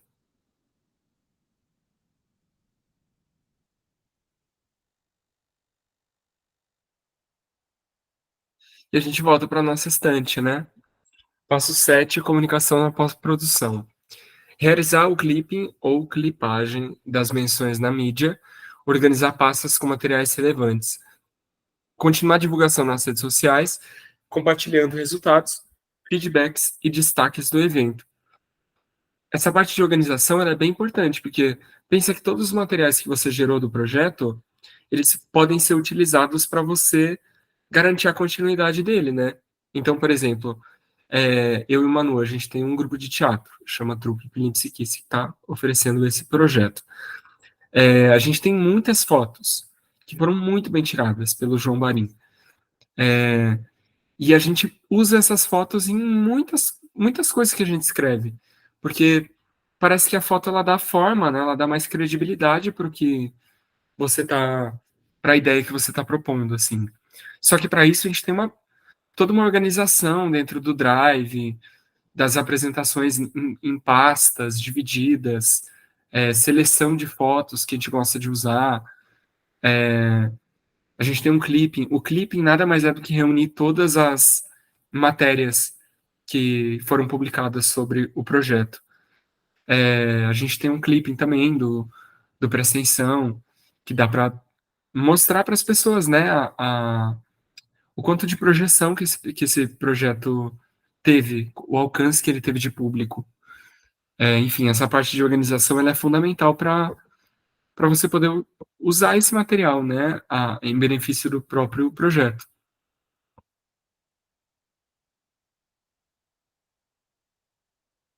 Bom, essa parte de slide a gente acabou, eu estava com a ideia de abrir aqui o nosso drive e mostrar exatamente o que você está falando, sabe?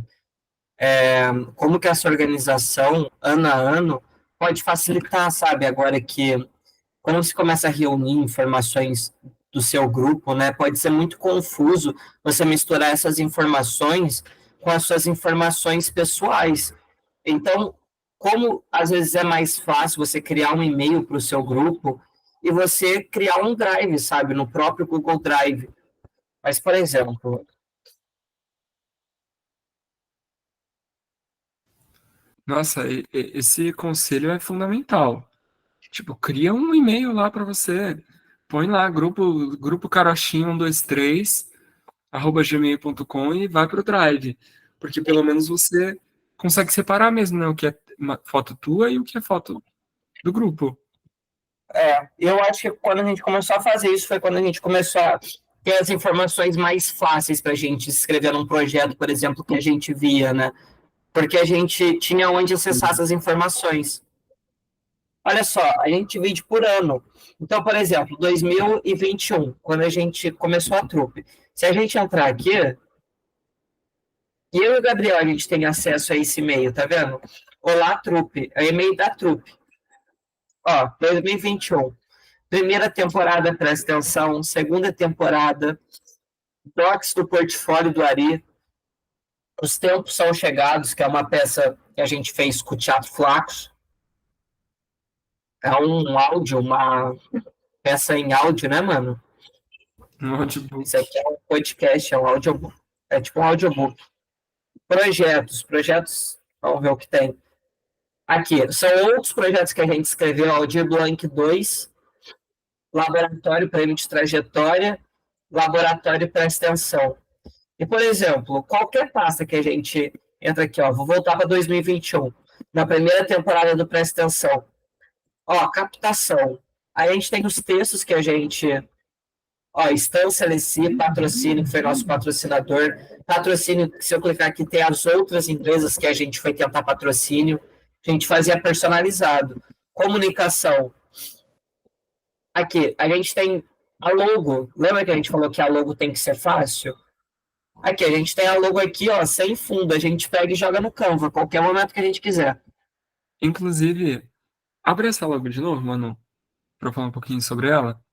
Quando a gente pediu a logo pro João Barim, o João que fez o nosso projeto gráfico da Psiquis, a gente usava na cenografia muitas cabaças.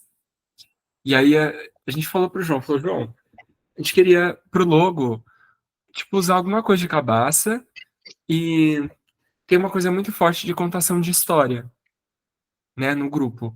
Então a gente tá estudando Guimarães Rosa, não sei o quê. Aí o João devolveu esse logo pra gente, desse jeito. E ele foi explicando, né, o que ele pensou. Então, por exemplo, todas as letras que são alongadas, o João colocou uma base de pilar, como se fosse um pilar grego, sei lá.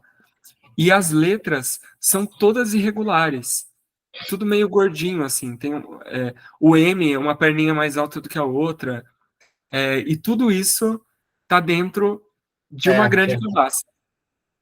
Tipo, olha a cabeça do cara para pensar nisso, sabe?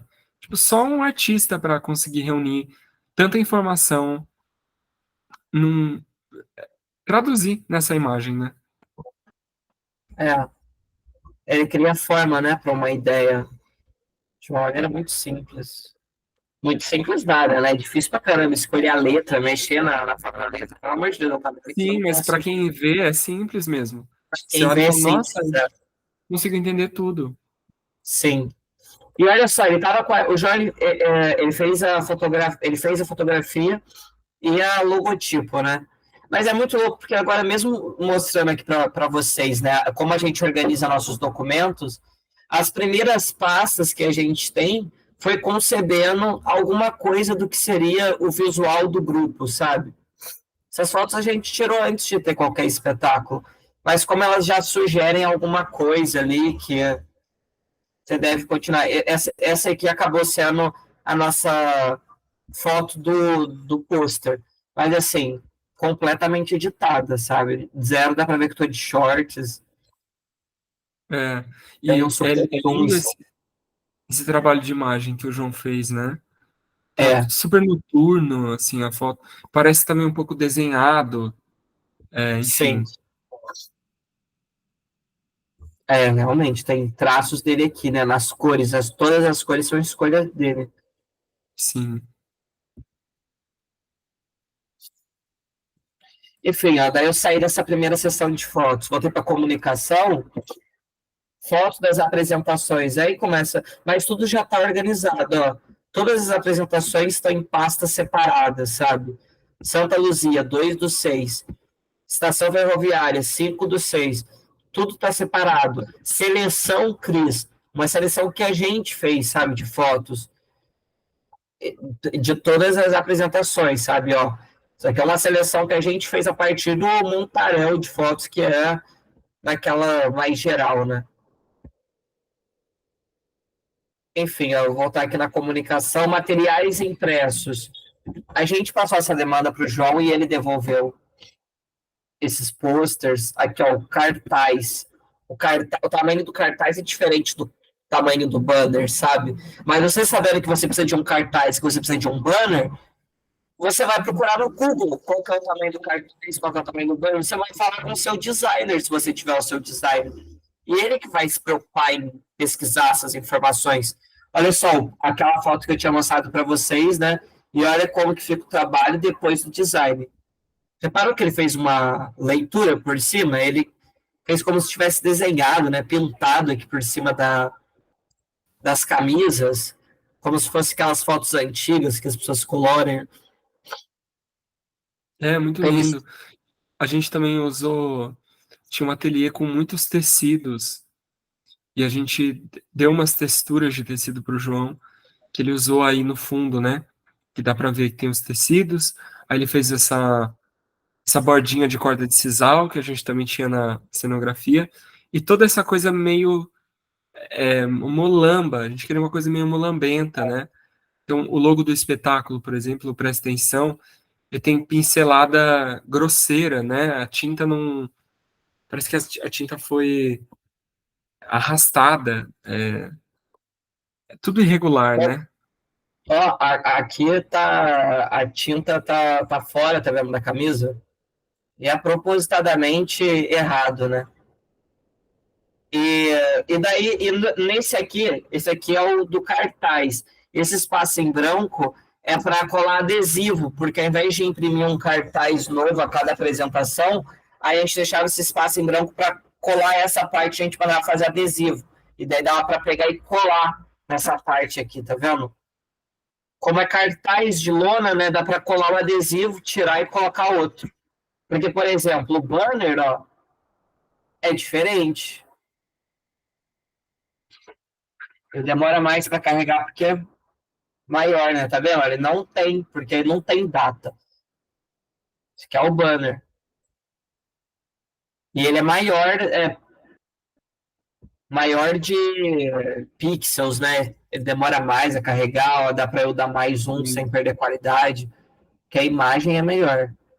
Ele é O um designer metro que por resolveu dois, né?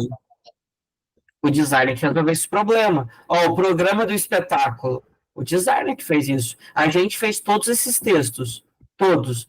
E a gente entregou e discutiu com ele onde que cada texto iria ficar. Essas fotos aqui, ele que tirou, mas ele que editou cada foto.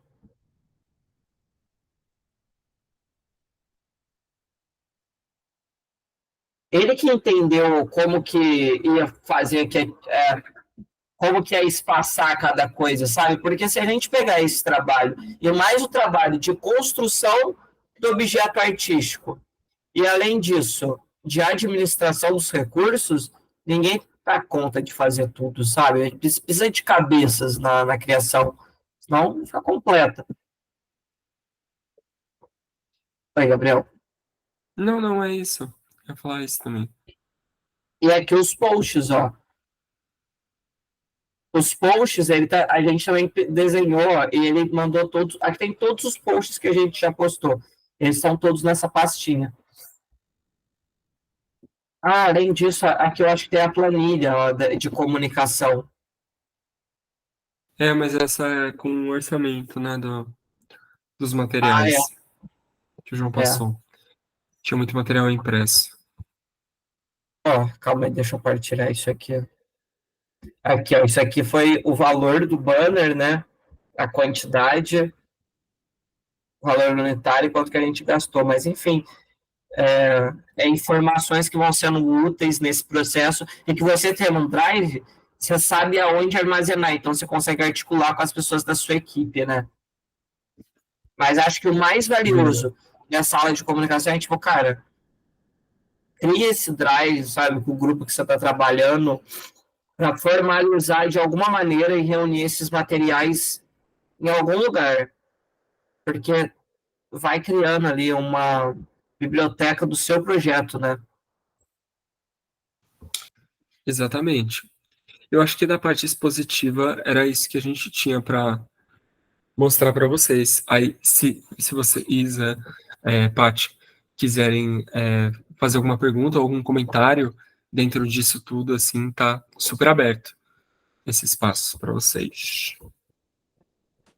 Eu acho ótimo essa coisa do Drive, porque, nossa, facilita muito quando a gente faz projeto, nos editais, assim, porque, né, a gente gasta muito tempo procurando foto, né, e ideias e tal, ou quando tem alguma coisa que eu preciso rever, né, então, de escrita ou de documento. Nossa, muito bom. Nossa, de Facilita documento muito. facilita muito, viu? Ter um de documento da equipe que você vai jogando, olha, traz uma paz, porque não traz toda aquela pesquisa, sabe, de ter que ficar chamando um a um. Muito chato isso. Sim. Tipo, a gente até criou uma planilha que tinha CPF, RG, nome completo, endereço, telefone, e-mail e dados bancários de todo mundo da Prelim Psiquice, porque toda vez que eu precisava de alguma dessas coisas, eu não precisava perguntar para a pessoa, eu ia na planilha, pegava o dado, copiava e Uhum. colava. Ajuda mesmo. E olha só, tem uma facilidade também que eu acho que quando está com uma nova aba na conta que você cria para o seu grupo, você vai na barra de pesquisa ali em cima, grande, e começa a digitar, tipo assim, planilha, daí já vai dando as opções, sabe? Sem necessariamente você ter que ficar explorando o seu drive, claro que é importante fazer essa manutenção, né? Mas assim, você vai achando cada vez mais fácil. Então você vai tendo todas as informações que você precisa, sabe?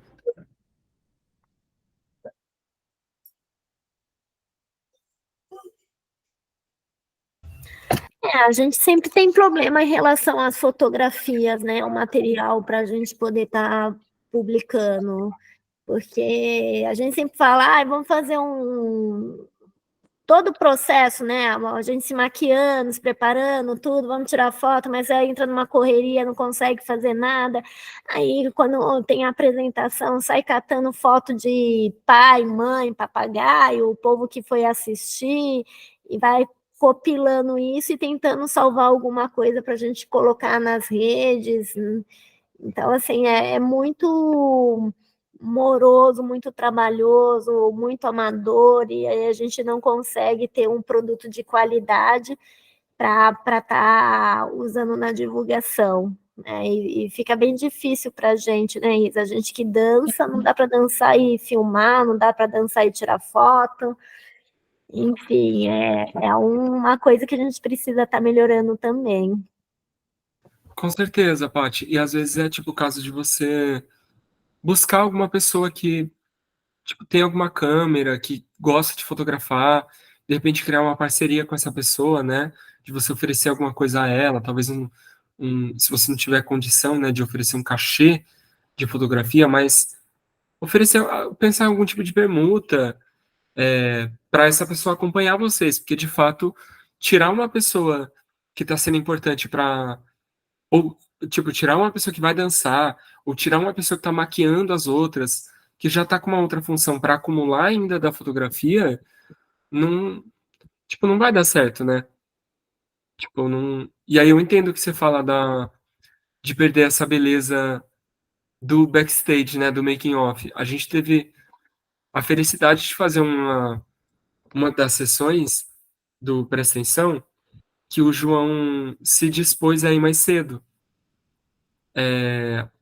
para fotografar, né? E aí ele conseguiu fazer umas fotos lindas do processo de preparação para o espetáculo. Então, tipo, tirou foto hora ali. E a gente se maquiou no banheiro da rodoviária, super baixo astral, mas ficou super cinematográfico, entendeu? Com o olhar do João. Ó, o João fez milagre até no banheiro da rodoviária. Olha essa cena. Olha que maravilha ter isso daqui fundamentado.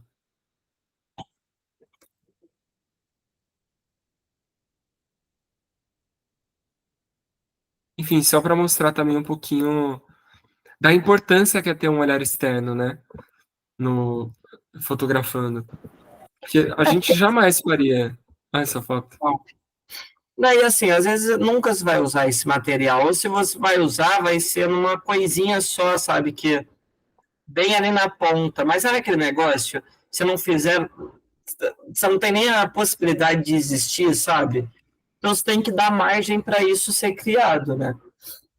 Não, isso é bem legal, porque, na verdade, a gente vive num momento onde que as pessoas querem experimentar tudo que a gente passa, todo o processo, não quer ver só o encanto, né? Então, quer entender o que está passando nos bastidores, quer entender qual que foi a história, quem são as pessoas, e a gente pede realmente essa riqueza.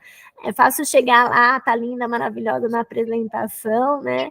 E as pessoas não entenderem que tem todo esse conjunto de coisas, que é uma construção a cada ensaio, né, os desafios que a gente passa, né? Então, é importante contar essa história também, né? Mesmo para os sonhadores que estão começando, para as crianças, né? Entenderem que tem todo esse contexto. Eu Exato, sinto e falta disso. acaba virando um atrativo também, né, para o público. Tipo, eu mesmo, no Instagram, eu gosto, se vocês tiverem curiosidade, o Grupo Galpão, entra no Instagram deles. Esse espetáculo Cabaré Coragem tem uma série de 8 vídeos curtos, de 1 minuto, em que cada um dos vídeos eles contam sobre uma parte do processo de criação. Então, a dramaturgia, a música, a cenografia. E tipo, é super interessante esse conteúdo para as pessoas que estão acompanhando, sabe, a rede social. Então, às vezes, é até legal você publicar e usar isso como campanha de divulgação mesmo para o projeto, né? Nossa. É a construção, né? O dia a dia, né? Um talento não se nasce da noite para o dia, tem todo um trabalho. E a gente posta até o que vai tomar no café da manhã, né? Na nossa rede pessoal. Então, eu acho interessante. Mas assim, no dia a dia, no correr, esquece o celular, entra no. A cabeça está no momento, em fazer acontecer, aí se perde tudo isso, né? Você ainda vai ter gravações, né, Paty? Sim. Do E- projeto Dançando com as Deusas, a gente ainda tem as 5 deusas e a gravação das mulheres, né, que vão fazer parte desse ciclo. Então, ó, super dá tempo de tentar articular, né?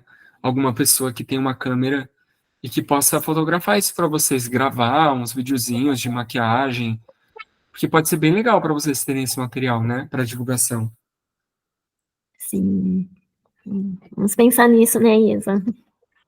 Pensa assim, procura amigos aí que tenham interesse de fotografar, É, pode ser bem legal mesmo. Uhum. é que Nas mulheres, né, a gente pensou em já fazer isso, né? Nessa coisa de se arrumar como, né, maquiagem, então se preparando para estar nessa deusa, né? Mas, mas é isso, essa coisa da gente, né, fazer essa gravação, ver alguém, é bem isso mesmo que a Paty falou. Correria a gente esquece. Nossa, mas isso que a Paty destacou, sabe, que as pessoas querem ver o dia a dia, é muito interessante porque às vezes essa correria, sabe, esse celular que você esqueceu, o quanto que é interessante estar registrando isso, porque as pessoas elas começam a ver o trabalho como mais humano, sabe? Tipo, putz, é uma pessoa igual eu que está aprendendo como que faz, enquanto faz. Fico pensando nisso, sabe? O quanto que a gente pode criar enquanto criador de conteúdo nosso, sabe? Mostrar o corre que a gente está enquanto está fazendo o projeto e etc.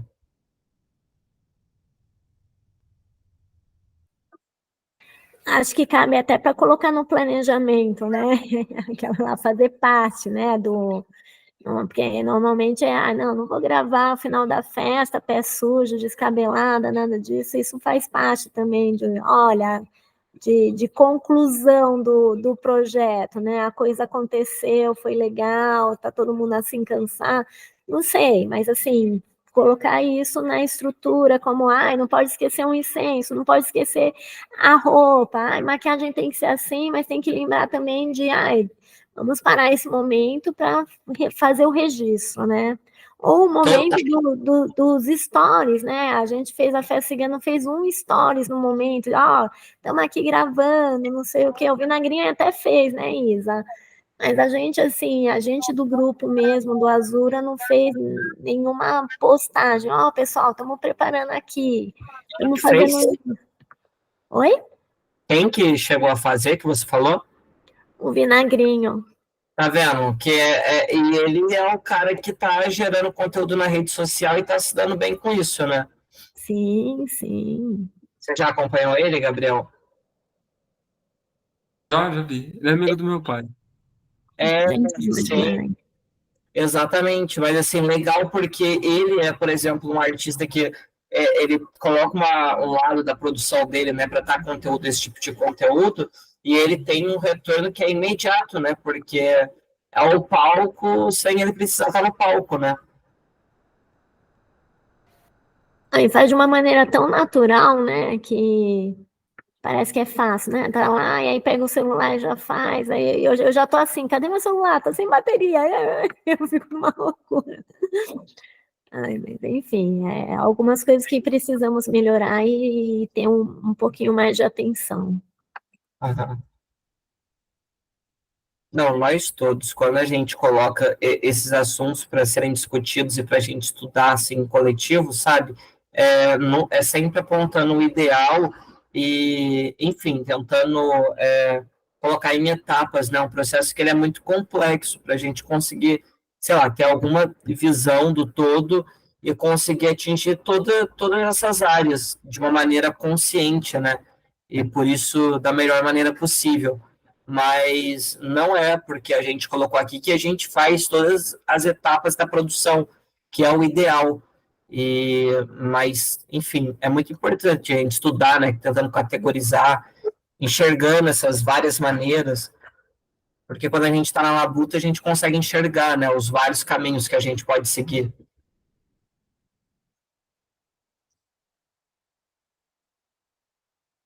Eu acho que é isso, gente. Eu acho que é isso. Meninos, agradeço muito aqui ter vocês duas até o final do nosso encontro e foi muito legal. Obrigado também, Gabriel. Obrigado, Manuel. Nossa, eu que agradeço, gente. Eu tenho muito material agora, né? A gente está conseguindo ter um pouco mais de expandir a visão, né, em relação a esses projetos. Quinta-feira a gente vai ter muito trabalho para fazer, mesmo que, como eu e a Isa conversamos, né, após a festa de sábado, eu nunca imaginei que isso ia tomar um corpo tão grande do jeito que está tomando Legal. e ter que estruturar de maneira profissional isso, não estava nos meus planos de vida, né? Tá trabalhando com isso e fazendo essas coisas, né?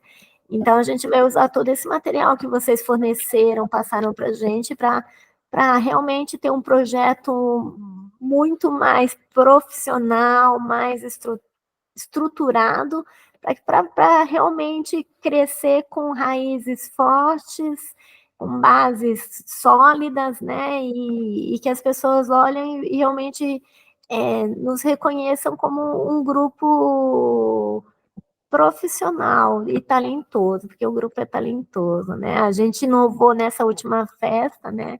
Colocando uma pessoa para cantar ao vivo, então agora a gente tem até uma pessoa que pode estar nos próximos eventos participando, cantando, né? Então, assim, estamos sonhando, né, Isa? E tem limites para sonhar.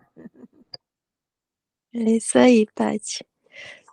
Obrigada, viu, meninas? Nossa, é uma riqueza, assim. Nossa, todas as aulas, aprendendo muito. Muito obrigada. Obrigado vocês por sonhando e colocando em etapas, né? Tipo, fazendo acontecer. Isso que é o mais legal, é sonhar e colocar em ação, né? Gratidão, meninos. Quando vierem para cá, não esquece de chamar a gente para tomar um café. Gratidão, Com certeza. gratidão. E ó, próximo encontro, a gente ainda tem mais um encontro que a gente está planejando, que é a gente quer fazer, na verdade, uma abertura de projetos, sabe? Do que já aconteceu, fazendo uma leitura dos projetos, desde como eles estão na planta, né? Digamos assim, como eles estão escritos, até como eles foram executados. E depois a gente conversa com vocês, porque eu acho que um belo projeto para a gente trazer como exemplo é, por exemplo, as oficinas, sabe? De criatividade individual, criação individual, que vocês realizaram. Eu acho que pode ser um ótimo exemplo aí para a gente estar abrindo. Mas, enfim, depois a gente conversa melhor no particular com vocês. Mas Legal. é isso, gente. Muito Isso obrigado. aí. Obrigada, meninas. Beijo, boa noite. Boa noite, gente. Boa Beijo. noite. Valeu. Tchau.